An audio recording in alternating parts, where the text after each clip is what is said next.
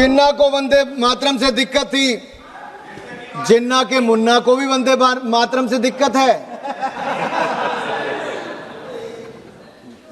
अध्यक्ष जी, मैं बड़ा स्पष्ट कह रहा हूं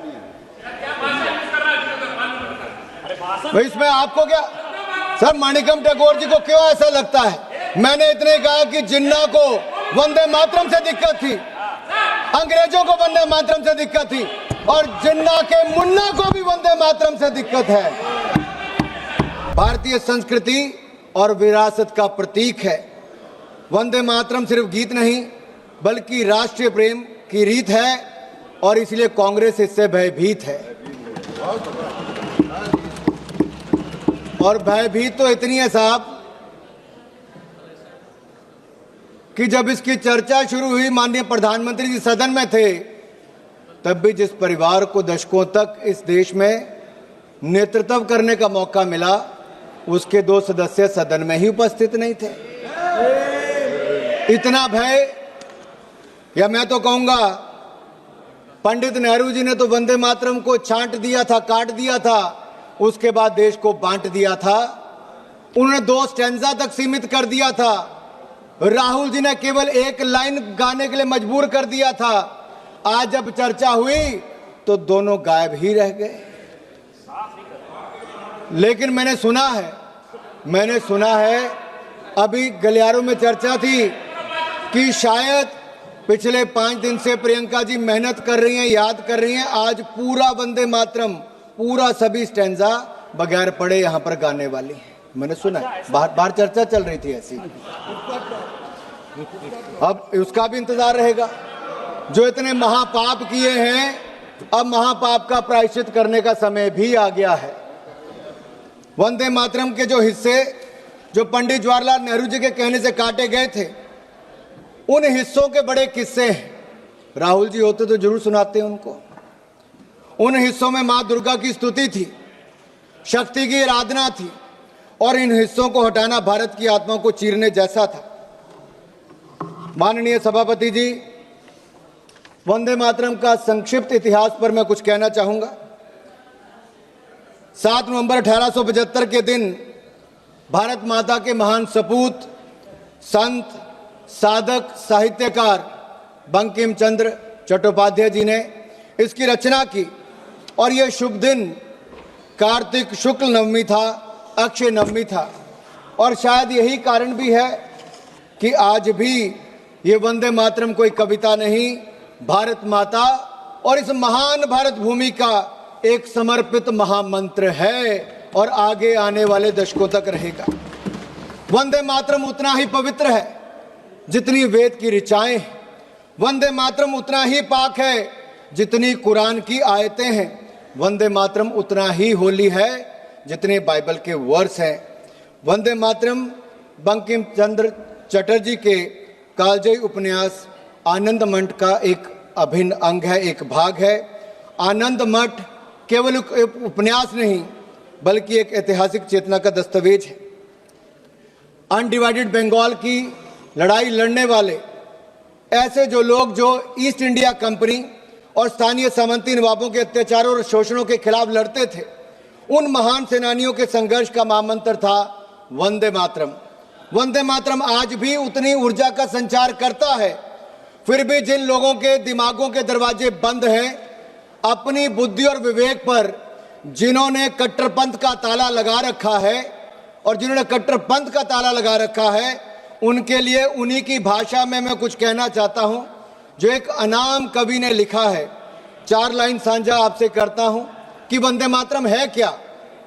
कौम के खादिम की है जागीर वंदे मातरम, मुल्क के वास्ते है आकीर वंदे मातरम, मुल्क के वास्ते अक्सीर वंदे मातरम, जुल्म से गर कर दिया खामोश मुझको देखना, जुल्म से गर कर दिया खामोश मुझको देखना, बोल उठेगी मेरी तस्वीर वंदे मातरम वंदे मातरम। अध्यक्ष महोदय एक बहुत बड़े बंगाली साहित्यकार, इस्लामिक स्कॉलर हुए रियाजुल करीम, उन्होंने एक किताब लिखी थी, एक लेख लिखा था, इस्लाम और वंदे मातरम। मैं इस्लाम इसलिए कह रहा हूं कि मुझसे पहले के कांग्रेस, डीएमके और अन्य वक्ताओं ने कहा कि मुस्लिम इसके विरोधी थे। नहीं साहब, मैं इसकी सच्चाई पर आपके प्रकाश डालना चाहता हूं। उन्होंने वंदे मातरम के समर्थन में एक लेख लिखा, इस्लाम और वंदे मातरम। रियाजुल करीम ने लिखा कि साजिश के तहत वंदे मातरम का विरोध शुरू करवाया गया ताकि मुसलमानों को स्वतंत्रता संग्राम के आंदोलन से धीरे धीरे हटा दिया जाए। रियाजुल करीम ने लिखा कि वंदे मातरम वह गीत है जो गीत गूंगों को जबान दे दे, जो कमजोर दिल के थे उनको साहस दे दे, जो सन्यासी विद्रोही हो या भारत का स्वतंत्रता संग्राम या फिर देश के लिए सीमाओं पर लड़ने वाले जवान हो, वंदे मातरम के उद्घोष से ऐसा जोश पैदा होता हो कि मुर्दों में भी जान फूंक दे, मुर्दों में भी जान फूंक दे। बढ़ते कदम रुक जाते हैं, सर तन जाते हैं गरूर से। बढ़ते कदम रुक जाते हैं, सर तन जाते हैं गरूर से। कान में पहुंची जहां झंकार, वंदे मातरम, वंदे मातरम। जिन लोगों ने वंदे मातरम के विरोध के बहाने मुसलमानों को स्वतंत्रता आंदोलन से अलग करने का प्रयास किया, आज वो देश के विकास में और विकसित भारत के इस सोच के साथ भी उनको जोड़ने के लिए या उनसे अलग हटने का प्रयास कर रहे हैं। माननीय सभापति जी, वंदे मातरम राष्ट्रभक्तों के लिए, वंदे मातरम हम राष्ट्रभक्तों के लिए एनर्जी है और कुछ लोगों को इससे एलर्जी है। अब एलर्जी वालों को तो हम कुछ कर नहीं सकते, लेकिन 150वीं जयंती पर मैं इतना जरूर कहूंगा कि अंग्रेजों को तो वंदे भारत से दिक्कत थी, जिन्ना को वंदे भारत से दिक्कत थी। अंग्रेजों को वंदे मातरम से दिक्कत थी, अंग्रेजों को वंदे मातरम से दिक्कत थी, जिन्ना को वंदे मातरम से दिक्कत थी, जिन्ना के मुन्ना को भी वंदे मातरम से दिक्कत है। अध्यक्ष जी, मैं बड़ा स्पष्ट कह रहा हूं, इसमें आपको क्या सर, माणिकम टैगोर जी को क्यों ऐसा लगता है? मैंने इतने कहा कि जिन्ना को वंदे मातरम से दिक्कत थी, अंग्रेजों को वंदे मातरम से दिक्कत थी और जिन्ना के मुन्ना को भी वंदे मातरम से दिक्कत है। जिनमें वंदे मातरम सुनकर ऊर्जा का संचार नहीं होता, जिनमें वंदे मातरम सुनकर ऊर्जा का संचार नहीं होता, या तो वो कांग्रेसी हैं, कम्युनिस्ट हैं या लीगी सोच के समर्थक हैं। और मैं कहना चाहता हूं, कांग्रेस का समर्थक मुस्लिम लीग कर रही है, इंडियन मुस्लिम लीग कर रही है कि नहीं कर रही है? और उसके समर्थन के बिना राहुल जी और प्रियंका जी शायद चुनकर भी नहीं आ पाते, इसलिए उनका समर्थन लेने की जरूरत पड़ रही है। माननीय अध्यक्ष जी, जिनको वंदे मातरम से दिक्कत है, मैं उनका इतना ही कहूंगा कि Vande Mataram is the most sacred mantra of our freedom. It is the war cry of our independence that no force on earth can silence. It is the lifeblood of our national strength and spirit. Vande Mataram is uncompromising, unsilenced and unshaken. These twin words, Vande Mataram, has no beginning, no end. They are eternal and immortal. अध्यक्ष महोदय, वंदे मातरम का जहां एक और हम आज 150वां साल मना रहे हैं, वहां कुछ लोगों के पास इस महापाप का प्रायश्चित करने का अवसर भी है, लेकिन रेडिकल कम्युनिज्म और लीगी मानसिकता के साथ जुड़े लोग शायद इस पर सुधार ना करें, क्योंकि वंदे मातरम को उन्होंने आधार बनाया था पॉलिटिक्स ऑफ अपीसमेंट का, तुष्टिकरण की राजनीति का। उस समय वोट बैंक की राजनीति उनको भविष्य में भी दिख रही थी और आज भी दिखती है।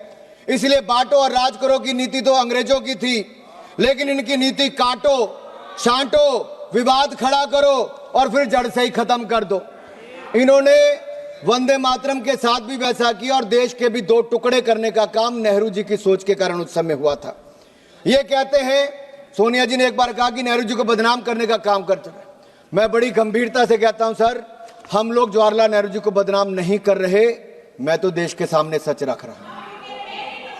हम तो देश के सामने सच रख रहे हैं साहब, और सच्चाई यही है कि जब वंदे मातरम को काट छाट दिया गया, तब ओमकार ठाकुर जी हो, पुलस्कर जी हो, उन्होंने कहा कि हम कटा छटा वंदे मातरम नहीं गाएंगे, हम पूरा का पूरा गाएंगे, जिसको विरोध करना है करें। केवल 2 संजों तक इन्होंने सीमित कर दिया, टुकड़ों में देश को बांट दिया। उस समय जिन्ना को खुश करने का काम किया, आज जिन्ना के मुन्ना को खुश करने का काम कर रहे हैं। मैं माननीय सभापति जी, 27 जुलाई 2018 को कांग्रेस की एक बड़ी रैली बंतवाल में दक्षिण कन्नड़ में हो रही थी। राहुल जी ने मंच से कहा सिंग ओनली वन लाइन, सिंग ओनली वन लाइन। अरे राहुल जी ने 2 स्टैंजे तक कर दिया, नेहरू जी ने 2 स्टैंजे तक कर दिया, राहुल जी 1 लाइन तक सीमित कर रहे हैं। और यही नहीं, मुझे नहीं पता सर कि आखिरकार ये इतना विरोध इसका क्यों करते हैं और इसका मूल कारण क्या है सर। ये लोग जब अपनी सत्ता में भी वंदे मातरम पर माननीय सभापति जी, माननीय अध्यक्ष जी, वंदे मातरम एक समय मैं सिर्फ सच्चाई मंच पे ला रहा हूं। यूपीए की सरकार 2006 में थी। उस समय कहा गया कि सभी शैक्षणिक संस्थानों में वंदे मातरम गाया जाएगा, लेकिन कहीं ना कहीं कट्टरवादियों ने, जिन्नावादी सोच वालों ने इतना दबाव बनाया कि उस समय की चेयरपर्सन, यूपीए चेयरपर्सन ने कहा कि नहीं, इसको आप अनिवार्य मत करिए, इसको स्वैच्छिक कर दीजिए। मेरा सवाल यह है, क्या वंदे मातरम अनिच्छा या इच्छा का विषय हो सकता है? वंदे मातरम गीत इच्छा या अनिच्छा का विषय नहीं हो सकता। वंदे मातरम तो हमें मातृभूमि के सामने सर झुकाने से, भारत माता को नमन करने से किसी की धार्मिक भावना को कोई आहत नहीं होती है सर। अध्यक्ष महोदय, जो लोग अमेरिकन डेमोक्रेसी की बात करते हैं और सेक्युलरिज्म की बात करते हैं, मैं इतना ही कह देना चाहता हूं, यूनाइटेड स्टेट्स में प्लेज ऑफ एलिजियंस में जिसका एक फ्रेज है वन नेशन अंडर गॉड, ये अमेरिका के स्कूलों में बच्चों को रोज इस पाठ को पढ़ाते हैं, लेकिन हमारे यहाँ पर वंदे मातरम गाने पर विरोध करते हैं। मध्य प्रदेश में जब इनकी सरकार थी तो मध्य प्रदेश के सेक्रेटरीट में कहा गया, यहाँ से राहुल जी समय देखते, कहा गया कि मध्य प्रदेश के सेक्रेटरीट में वंदे मातरम धुन नहीं बजनी चाहिए। ये बार बार वंदे मातरम का विरोध क्यों होता है अध्यक्ष जी? और यही नहीं, क्या 2009 में वोट बैंक की राजनीति के लिए उस समय के एक होम मिनिस्टर पी चिदम्बरम जी देवबंद में जमाते उलमा हिंद के 30th जनरल सेशन में गए, और पी चिदम्बरम जी जिस सेशन में गए, वंदे मातरम के विरोध में रेजोल्यूशन वहां पर पास हुआ। कांग्रेस पार्टी को इसका जवाब देना चाहिए कि एक नहीं, एक के बाद दूसरा सबने किया।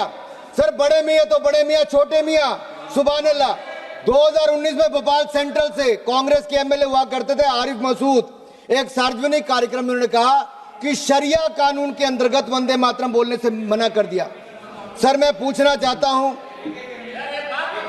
क्या वंदे मातरम के गान पर रोक लगाना चाहिए? और यही नहीं, समाजवादी पार्टी के सांसद शफीकुर रहमान बर्क, जिन्होंने वंदे मातरम को इस्लाम विरोधी कह दिया। महाराष्ट्र में समाजवादी पार्टी के विधायक अबू आजमी ने वंदे मातरम का विरोध किया। समाजवादी के एक विधायक रईस शेख भिवंडी से महाराष्ट्र में इसका विरोध करते हैं। समाजवादी पार्टी और कांग्रेस पार्टियों एक तरह से मिलकर वंदे मातरम का बार बार विरोध करते हैं। अखिलेश जी तो कह देते हैं बच्चों को अधिकार है कौन सा गाना सुनना है। सर ये फिल्मी गीत नहीं है, ये लोरी नहीं है, ये राष्ट्रगीत है, ये राष्ट्रगीत है। अखिलेश जी आप आर्मी स्कूल में पढ़े होंगे, लेकिन आपको इतना पता नहीं कि वंदे मातरम और फिल्मी गीत में अंतर है भाई। माननीय अध्यक्ष महोदय मैं खत्म कर रहा हूं, 3 मिनट में मेरा भाषण खत्म कर रहा हूं। आज भारत धूमिल पड़ चुके अपने स्वर्णिम अतीत को तलाश भी रहा है और अपने भविष्य को गढ़ भी रहा है। भारत के पूर्व प्रधानमंत्री आदरणीय अटल बिहारी वाजपेयी जी ने कहा था 19 मार्च 1973 को, सर मैं अटल जी को कोट कर रहा हूं और ध्यान से सुनिएगा। अटल जी ने कहा था, आई कोट, वंदे मातरम इस्लाम का विरोधी नहीं है।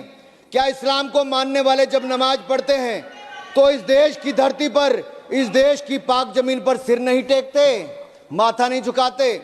ऐसे मुद्दों पर किसी को भी असहमत होने की इजाजत नहीं दी जा सकती। कल वो कहेंगे कि तिरंगा झंडा है, मगर हम तिरंगे के आगे झुकेंगे नहीं, क्योंकि हम अल्लाह के आगे झुकते हैं, तिरंगे के आगे झुकेंगे नहीं। हिंदुस्तान में रहने वालों को, हर आदमी को तिरंगे के सामने झुकना होगा, तिरंगे के सामने झुकना होगा। वंदे मातरम कहना होगा। वंदे मातरम भारत के राष्ट्रवाद का महामंत्र है। जब जब हम इस मंत्र को भूले हैं, हम कमजोर हुए। आजादी के अमृत महोत्सव में प्रधानमंत्री मोदी जी ने केवल एक परिवार नहीं, जितने लोग आजादी के साथ जुड़े थे, स्वतंत्रता संग्राम के साथ जुड़े थे, प्रधानमंत्री नरेंद्र मोदी जी ने उनके बारे में गांव-गांव में बताया। यही नहीं सर, ये लोग कहां से याद करेंगे वंदे मातरम को। इनकी सरकारों के समय तो यासीन मलिक को बिरयानी परोसी जाती थी प्रधानमंत्री के घर पे, उसी यासीन मलिक को पाकिस्तान भेजा जाता था। अरे बाटला हाउस कांड के आतंकवादियों के घर जाकर सोनिया गांधी जी रोती थी।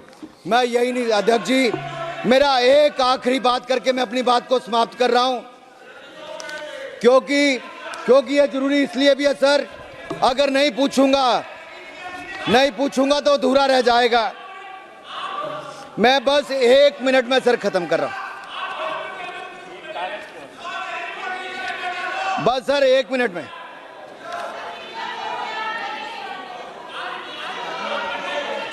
नहीं ये लोग बहुत हल्ला कर रहे हैं सर।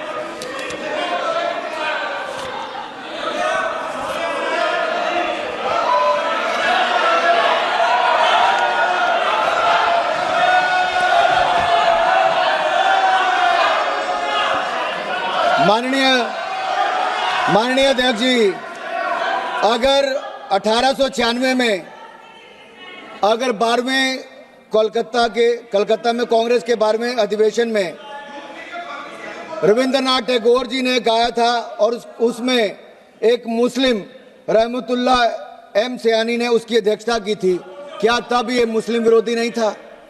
1905 में बंगाल के बारिसाल में चित्तरंजन गुहा जी ने वंदे मातरम के लिए अपना खून बहाया। 1907 में वंदे मातरम गाते गाते सुशील चंद्र सेन ने कोड़े की सजा झेली। 1908 में खुदीराम बोस ने वंदे मातरम गाते फांसी चढ़ ली। 1909 में मदनलाल ढींगरा ने वंदे मातरम बोल लंदन में फांसी से जूझ गए। 1927 में राम प्रसाद मिस्मिल ने वंदे मातरम बोलकर फांसी चढ़ गए। 1971 में कलकत्ता में जब दिनेश चंद्रगुप्त वंदे मातरम का उद्घोष किया तो पूरी जेल में सलाखे हिलाते हुए सर जब फांसी की सजा हुई सबने वंदे मातरम कहा। देश को आजादी भी दिलाई, जितनी लाठियां चली उससे ज्यादा दुगनी आवाज वंदे मातरम के जय घोष से हुई। आज 150वीं जयंती पर इस सदन से भी वो आवाज गूंजनी चाहिए। मैं कहता हूं वंदे मातरम, वंदे वंदे वंदे वंदे वंदे। सर यही हमें कहना है, हमें इसको सर मेरा इतना ही कहना है कि ये बार बार मानिकम जी कितना विरोध वंदे मातरम का करोगे? मानिकम जी कितना विरोध वंदे मातरम का करोगे? अध्यक्ष महोदय एक सवाल पूछ के मैं अपनी बात खत्म, आखिरी सवाल है, आखिर वो कौन सी मानसिकता है जिस एक शब्द जिस कविता ने राष्ट्रवाद का ज्वार पैदा कर दिया अंग्रेजों से लड़ने के लिए, आज चंद लोग उसका विरोध करते हैं। जिस वंदे मातरम पर हजारों स्वतंत्रता सेनानियों ने देश के लिए अपनी जान न्यौछावर कर दी, आज उससे दिक्कत है। जिस वंदे मातरम की धुन विश्व कवि रविंद्रनाथ टैगोर ने दी, उससे दिक्कत है। जिस वंदे मातरम को गाया लता दीदी ने, उससे दिक्कत है। ए.आर. रहमान ने जिसको माँ तुझे सलाम में जगह दी, उससे दिक्कत है। जिस वंदे मातरम चंद्रशेखर आजाद, सरदार भगत सिंह, मदन लाल ढींगरा, वीर सावरकर, राम प्रसाद बिस्मिल जैसे क्रांतिकारियों का अभिवादन था, उससे दिक्कत है। जिस वंदे मातरम का नारा लगने की वजह से हेडगेवार जी को स्कूल से निकाला गया, उससे दिक्कत है। जिस वंदे मातरम के समर्थन में लेख छपने के कारण लोकमान्य बाल गंगाधर तिलक को देश निकाल मिला, उससे दिक्कत है। जिस वंदे मातरम को राष्ट्रगीत का सम्मान प्राप्त हुआ, उससे दिक्कत है। आपको दिक्कत किससे है?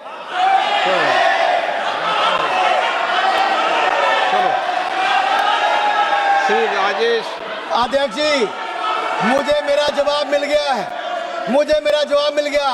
इन्होंने कहा कि इनको दिक्कत हमसे है और मैंने पहले कहा था हमें वंदे मातरम से एनर्जी मिलती है, कुछ को वंदे मातरम से एलर्जी होती है।